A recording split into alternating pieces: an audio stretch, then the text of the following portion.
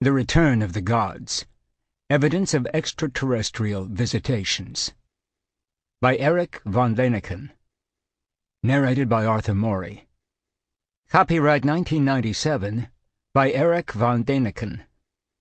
This unabridged audiobook is published by arrangement with the John W. White Literary Agency and was produced in the year 2011 by Tantor Media Incorporated, which holds the copyright thereto. Keep listening after Return of the Gods for a bonus interview with author Erich von Daniken. 1. The Sacred Berlitz Stone.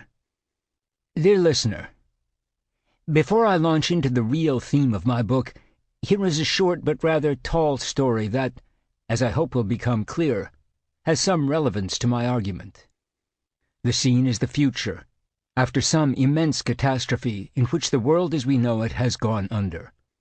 In their efforts to understand past epochs of civilization through such surviving relics as a simple Berlitz translating computer, the survivors' descendants develop an inevitably falsifying mythology and religion. Like all religious beliefs, it is built up around a core of truth, but it is so overlaid with false assumptions and interpolations based on their own experience and ignorance that the obvious, simple truth is increasingly shrouded in mystery. In the Abbey of the Sacred Berlitz, children were accepted as novices at the age of 15.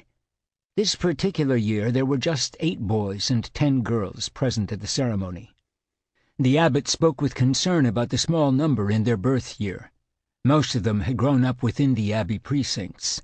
Their parents worked there, serving the Sacred Berlitz. Besides the lay brothers and sisters, there were also berry-gatherers, hunters, and craftsmen of all kinds, as well as midwives and healers.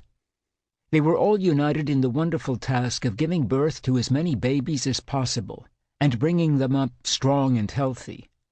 Since the Great Devastation, the only human communities in the area were few and far between. The abbot suspected that their ancestors might have been the only ones who had survived. Not one, not even the erudite abbot himself and his council of learning, knew what had happened at the Great Devastation. Some thought that the people of those times had possessed terrible weapons and mutually annihilated each other. But there was not much support for this view. It was hard to imagine that such dire weapons could exist.